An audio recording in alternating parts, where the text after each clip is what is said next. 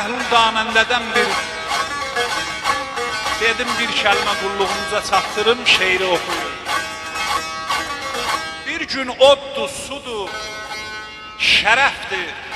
Bunlar bir-birinə rast gəlirlər, danışırlar, söhbət eləyirlər, yeyirlər, içirlər, bunların sözləri bir-birinə xoş gəlir. Deyirlər, biz sığa qardaş olaydıq. Biri deyir, bu yaxın kənddə bir molla yaşayır. Bir qasid göndərirlə mollayı gətirir, bunlara bir qardaşlıq sığası oxuyur. Bir xeyli gəzməkdən sonra bu odla su deyir ki, indi üçümüz də bir yerdəyik. Birdən belə bir hadisə baş verdi ki, biz bir-birimizi itirdik, necə tapa bilərik? Su deyir, məlumdur, harada gördünüz bir axar çay, qaynar bulaq oldu, mən orduya. O da deyir, gördünüz harada bir yangın baş verib, bir tüslü dirəklənib göyə, mən də orduya. Baxırlar ikisi Şərəfin üzünə, görürlər Şərəf başını sallayıb aşağıya. Şərəf qardaş, sən niyə dillənmirsən? Deyir ki, sizi də tapmaq olar, odu da, suyu da, məni itirməyin çalışın, məni itirsəz tapa bilməzsiniz. Ona görə bu oxuduğum qoşma şeir Borçalı mahalından Sazbənd aşığı, Aşıq Vəfalıdan dost haqqında nə deyir tərəfindən biz deyəqsə can sağlığı inşallah.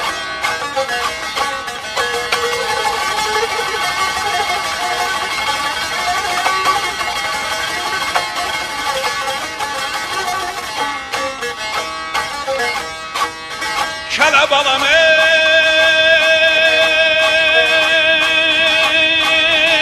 ömür əsrəyə olsun dostluğun səsi.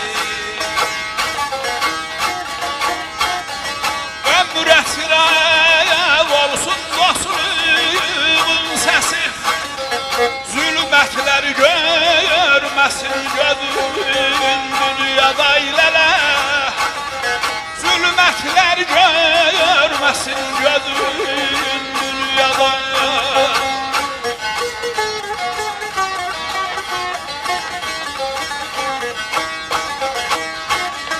Dostu deyib sayağırma hər yetən kəsi. Dostu deyib sayağırma hər yetən kəsi. Dönməsin tayafdağa sözün, dünyada qayadan almay, qayadan almay, səyər lambala ceyranlara.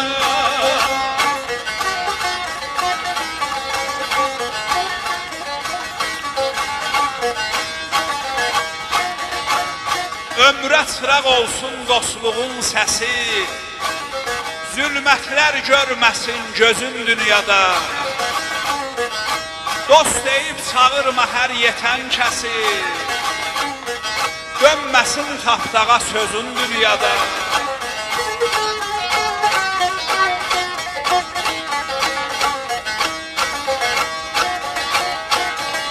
Ariflər ayaqlar çəkməyə qışı başa.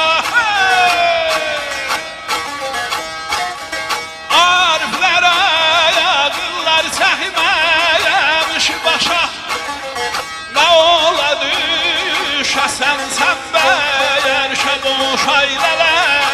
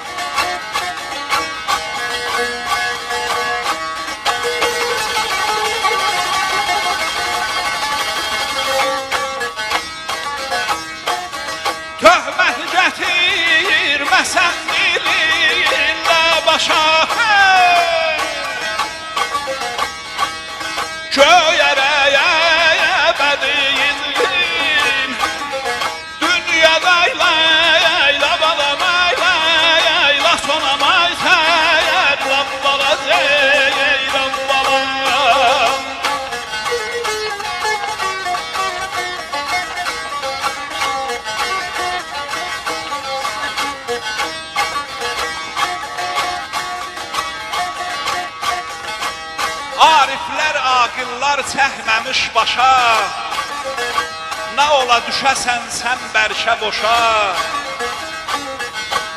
Töhmət gətirməsən dilinlə başa, göyərər əbədi izin dünyada.